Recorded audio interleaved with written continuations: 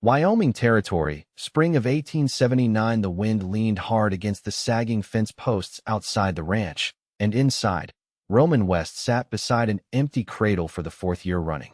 The cradle had not rocked since the day it was built. His hands had carved it from aspen, sanded it smooth, painted the bottom with little blue stars. It had waited by the stone hearth through 4 long winters, untouched. Roman slept in the chair beside it every night, a folded blanket beneath his head, the cradle's silence louder than thunder. He had not spoken to a soul in 5 days. No one came out this far unless they were lost, hurt, or dangerous. Roman preferred it that way, until the baby cried. The sound came sharp and sudden, just after sundown. Roman was pouring water into the kettle when it hit him high and thin, like a wounded animal. He stood frozen. Then it came again. A baby. Out there.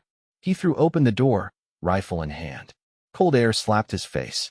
The wide dark of the prairie stretched all around, but near the gate, swaddled in a wool blanket, lay a baby in the dirt, crying, kicking.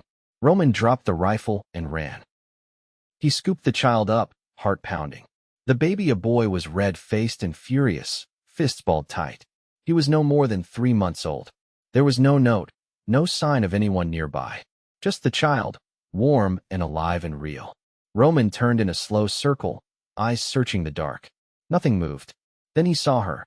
A woman, maybe 20 paces off, collapsed near the fence line.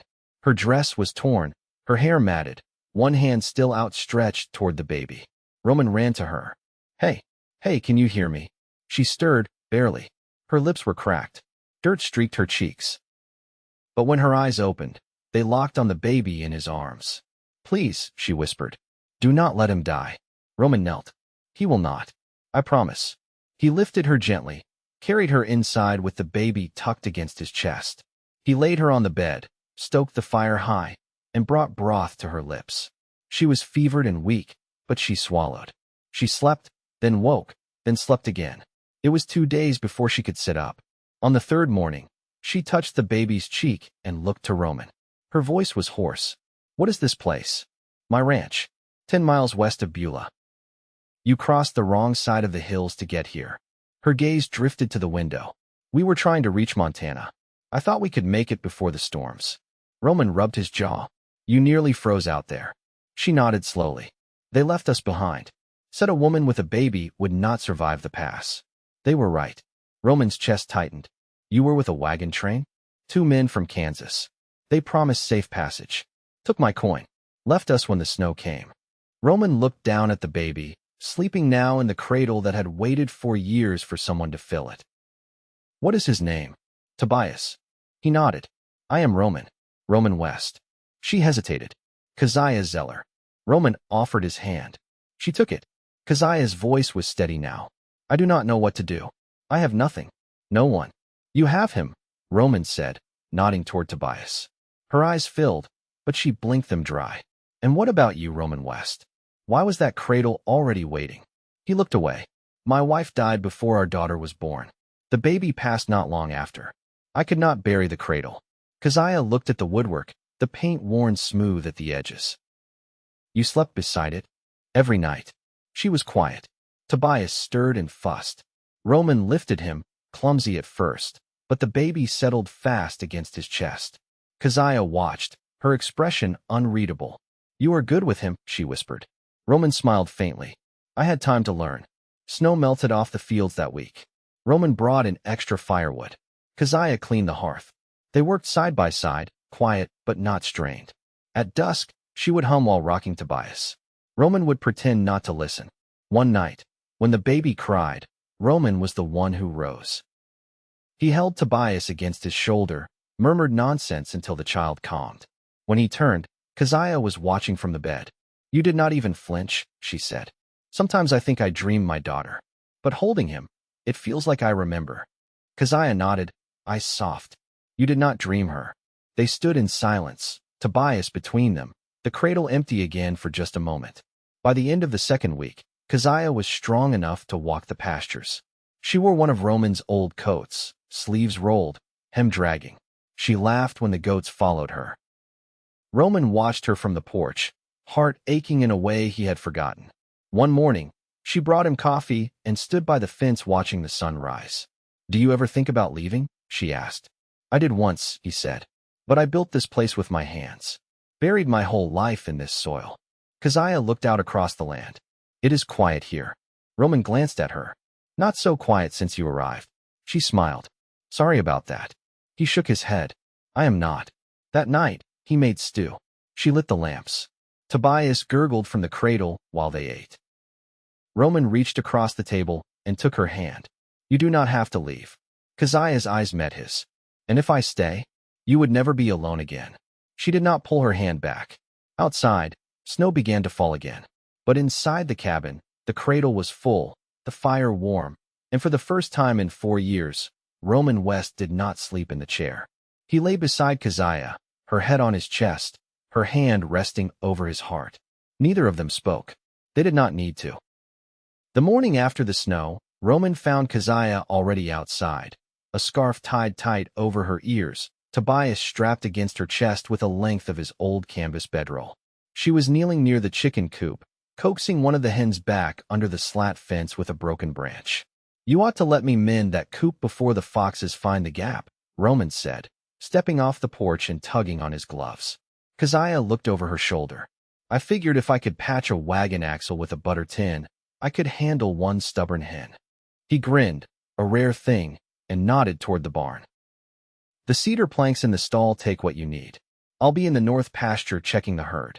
She rose, brushing snow from her skirt. "You trust me with your cedar?" Roman met her gaze. "I do." By the time he returned, the coop had a new corner wall, Tobias was napping in the cradle, and Keziah was standing at the stove, sleeves rolled, hair braided back with a length of blue ribbon he didn't recognize. She was stirring something that smelled faintly of cloves. He leaned in the doorway. "That ribbon yours?" She didn't turn. "Found it in the bottom of your mending box." "I hope it wasn't meant for someone." Roman crossed the room slowly. "It was meant for whoever needed it." She set the spoon down. "I didn't think I'd still be here.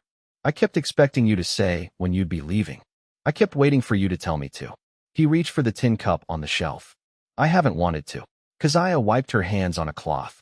"I'm not a girl who grew up learning how to belong in a place. My mama worked kitchens in Denver.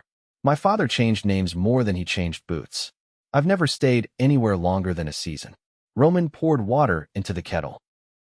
"This land doesn't care how long you stay. But I do." She watched the steam rise, her fingers folded tight in the apron. "You're a kind man, Roman. But kindness doesn't make a future." "No," he said, "but it's a start." That night, the wind howled down off the hills. Roman stoked the fire high, then sat on the floor beside the cradle, one arm draped across the side. Keziah sat nearby, mending a seam on one of her sleeves. "He's getting heavier," she said. Roman nodded. "He'll be walking by midsummer." She set the needle down. "You talk like we'll still be here come midsummer." He looked at her. "I hope so." Keziah leaned back against the leg of the rocking chair. "I don't know what to do with a man who hopes. I don't know what to do with a woman who's already done so much." She didn't answer for a full minute. Then, "I never meant to raise him alone. I thought his father would. I thought wrong." Roman didn't press her. The silence stretched, but it wasn't heavy. Later, while Tobias slept and the fire dimmed, Keziah pulled an old deck of cards from the shelf and said, "You any good at poker?" Roman raised a brow. "Only if I play honest." She dealt. "Let's see how long that lasts." They played until the fire burned low. She beat him 3 hands in a row, then let him win one. When he caught her bluffing, she laughed, a low, unguarded sound that lit something warm in his chest. "I can't remember the last time I laughed like that," she said softly. Roman gathered the cards. "Then we'll have to make sure it's not the last time." The next morning, Roman hitched the wagon and drove into Beulah for supplies. Keziah stayed behind, splitting kindling while Tobias napped in the sling on her back. She found the rhythm of the axe comforting, the weight of work steadying. When Roman returned, the back of the wagon held not just flour and salt, but a bolt of pale calico and a small wooden rattle carved in the shape of a horse. Keziah traced the edges of the rattle with her thumb. "You didn't have to. I wanted to." She didn't speak for a long moment. Then she said, "I've never had someone want to." That night, she stood beside the window long after Roman had banked the fire. Outside, the moonlight silvered the hills. Tobias slept soundly. The cradle didn't creak. Roman approached quietly. Something wrong. She shook her head. Not wrong. Just still. He followed her gaze, then said, "You don't have to keep moving just because you always have." Keziah turned to face him. "Do you mean that?" "I wouldn't have said it if I didn't." She stepped closer. "If I stay, it won't be for shelter. It'll be because I want to." Roman touched the side of her face, calloused fingers gentle. "That's all I'd ever ask." She leaned into his palm, eyes closed. "Then maybe I already have." The first thunder of spring rolled low across the hills. The morning Roman found Keziah on her knees in the garden plot, sleeves rolled high, hands sunk deep in the thawing earth. Tobias lay wrapped in a quilt on a dry patch of grass nearby, his mouth working at one of Keziah's knotted handkerchiefs. Roman stood a moment at the edge of the porch, noting how the wind pulled strands of her hair loose from her braid, how she didn't seem to mind. "You aiming to plant before the frost lets go?" he asked, stepping down the 3 worn steps. She sat back on her heels, brushing soil from her palms. "I've known beans to do all right if you tuck them in early. We'll see what the ground allows." Roman crouched beside her, pressing his palm into the dirt. "Still cold." Keziah shrugged. "So am I." He didn't say anything to that. Instead, he reached over and brushed a fleck of mud from her cheek with the edge of his thumb. She didn't flinch. They dug side by side until the sun leaned westward. Roman fetched water from the well, and Keziah boiled it for washing. After the dishes were stacked and Tobias laid down in the cradle with a cloth rabbit Roman had stitched from an old shirt sleeve, they sat out front, the porch boards warm beneath their bare feet. Keziah poured the last of the boiled coffee into his tin cup and watched a hawk circle out past the southern ridge. "Where did you learn to work leather like that?" she asked, nodding toward the holster Roman had left hanging by the door. "My uncle taught me. He ran a tannery outside Cheyenne. Taught me how to stretch and cut clean, how to keep the edge from curling. Died from fever before I got good enough to show him. He'd be proud," she said, then added, "My father used to patch boots with twine and hide glue. Never held more than a month." Roman sipped his coffee. "He's still living?" "No. Buried near Trinidad. He drank himself into pneumonia after my mother passed." Roman didn't ask about her mother. The silence between them was steady, not strained. Keziah leaned her head back against the post. "You ever think about building more rooms onto the cabin?" "I've thought about it." "Where would you start?" "Off the north wall. A proper bedroom, maybe. Storage besides." "You." "I'd add a room for Tobias. Not now, but when he's older. A window facing east, so he wakes with the light." Roman nodded slowly. "He'll walk these hills like he was born to them. He'll need boots," she said with a faint smile. "I've still got the measurements from the last pair I made. Might be able to shrink them down." She turned toward him. "You ever think you'd be sitting here making plans again?" "No," he said, voice low. "But I'm glad I am." The next day, Keziah took the rifle and 2 empty flour sacks and walked out before first light.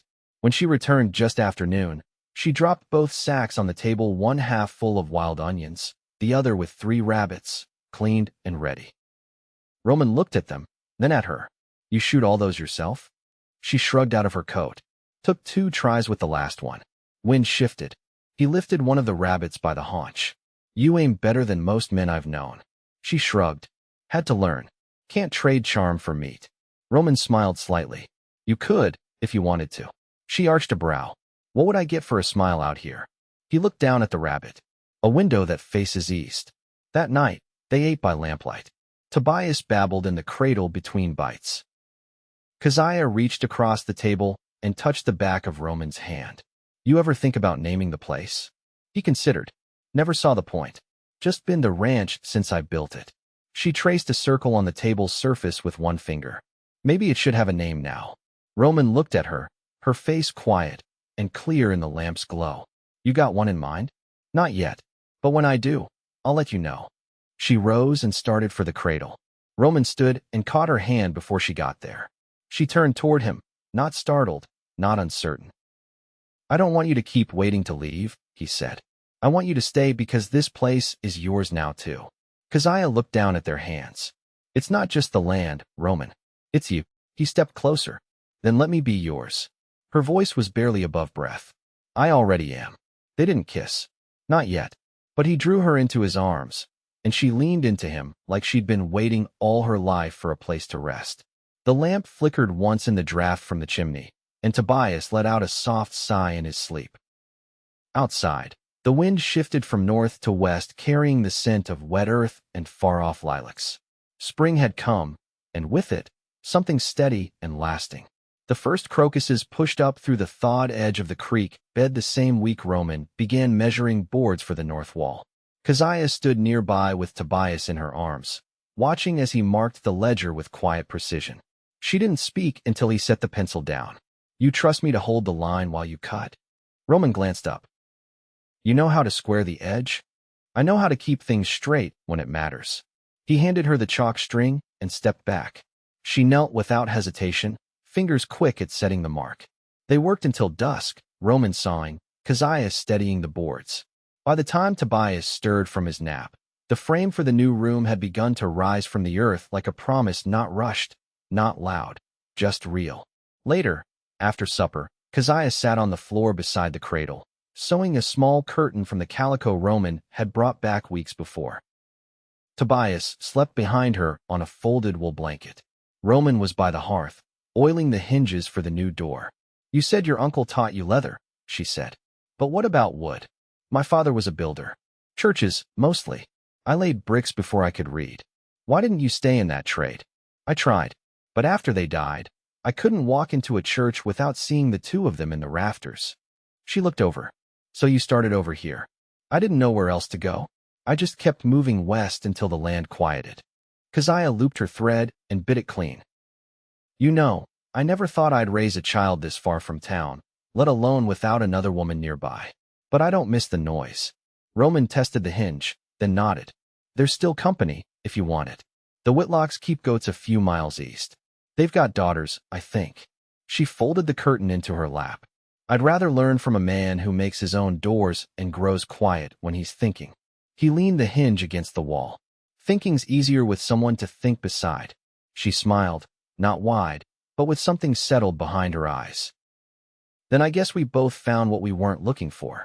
Rain came 2 days later, steady and cold. The creek swelled, and the horses stayed close to the barn. Inside, Tobias scooted across the floor on his belly, chasing a wood spoon Keziah had dropped. Roman sat at the table, carving a small shelf for the new room. Keziah rolled her sleeves and knelt to scoop Tobias into her arms. "He's going to be early on his feet. Everything he needs is already here. No wonder he's in a hurry." She stood and bounced him gently against her hip. "You ever think about what kind of man he'll be?" "Only every time I look at him." She stepped closer, lowering her voice. "I want him to grow up knowing what steady looks like, not just surviving." Roman met her eyes. "Then he'll see it. Right here." The rain didn't let up for 3 days. They kept to the cabin, moving around each other with the ease of people long practiced in sharing space.